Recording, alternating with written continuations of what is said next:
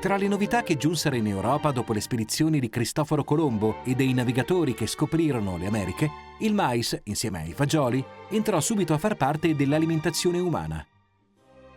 A differenza di patata e pomodoro, che furono adoperati per secoli a scopo ornamentale o per nutrire gli animali.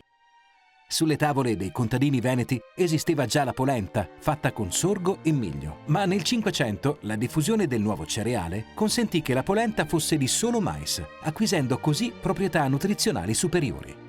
In Veneto la polenta ha rappresentato per secoli il basilare mezzo di sostentamento della popolazione. Oggi, nelle versioni gialla e bianca, è il completamento ideale di moltissimi piatti della tradizione e dell'innovazione gastronomica. Con oltre 230.000 ettari, pari a ben un quarto della superficie agricola regionale, una produzione di 2,9 milioni di tonnellate e 500 milioni di euro di fatturato annuo, il mais da granella si conferma prima coltura cerealicola della regione. Nella coltivazione in campo, il mais si caratterizza oggi come coltura portatrice di innovazione, una gestione parsimoniosa delle risorse naturali con minori lavorazioni e quindi conservazione del suolo e della fertilità, una gestione oculata dell'acqua e interventi di difesa fitosanitaria solo se e quando necessari. Sono in via di sviluppo importanti progetti di agricoltura di precisione gestita con il computer e con il satellite. Dalla produzione del cereale base del piatto tipico veneto, la polenta, oggi la maiscoltura veneta si è evoluta in una realtà moderna, fattore di sviluppo del settore mangimistico e di conseguenza dell'allevamento zootecnico veneto. La produzione di frumento tenero in Veneto copre circa 100.000 ettari di territorio. 543.000 tonnellate rappresentano la produzione del 2014, il cui valore è di 115 milioni. Il Veneto è sede di importanti stabilimenti artigianali e industriali per la trasformazione dei cereali in prodotti da forno, pasta fresca e per la produzione di specialità dolciarie di ricorrenza come pandoro e panettone, che hanno conquistato da tempo i mercati italiani e di tutto il mondo.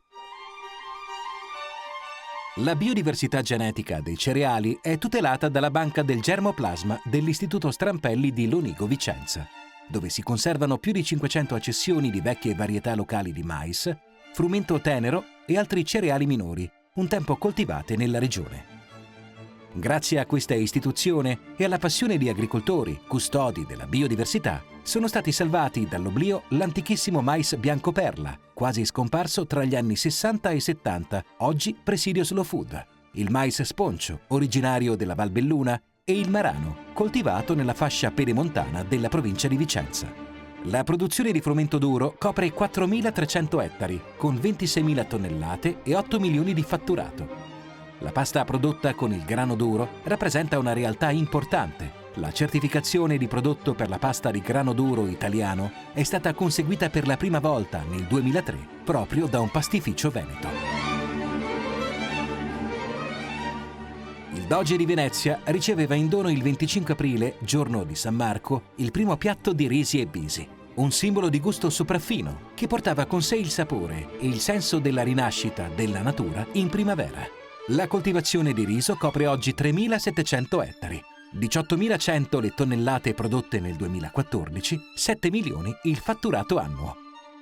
Il riso nano vialone veronese e il riso del delta del Po sono tutelati dalla indicazione geografica protetta, mentre a Grumolo delle Abbadesse, un piccolo comune a metà strada tra Vicenza e Padova, il riso, introdotto dalle monache dell'antica abbazia benedettina di San Pietro di Vicenza, è riconosciuto come prodotto tradizionale. Le coltivazioni di orzo coprono oggi in Veneto 10.900 ettari di superficie, con 49.000 tonnellate di produzione e 9 milioni di euro l'anno di fatturato.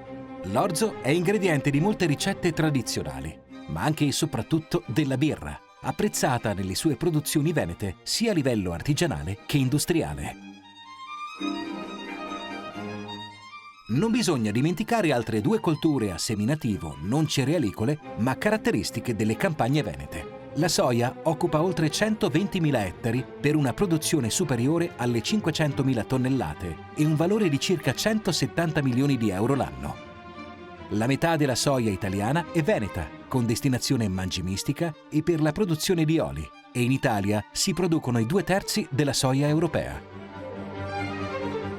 La barbabietola da zucchero, 15.000 ettari sui 40.000 italiani, con uno storico zuccherificio ancora attivo a Pontelongo, Padova, sugli unici 4 esistenti in Italia, recentemente ristrutturato con un ampliamento della capacità lavorativa e dotato delle più moderne tecnologie innovative che lo rendono uno dei più grandi ed efficienti stabilimenti del settore in tutta l'Unione Europea.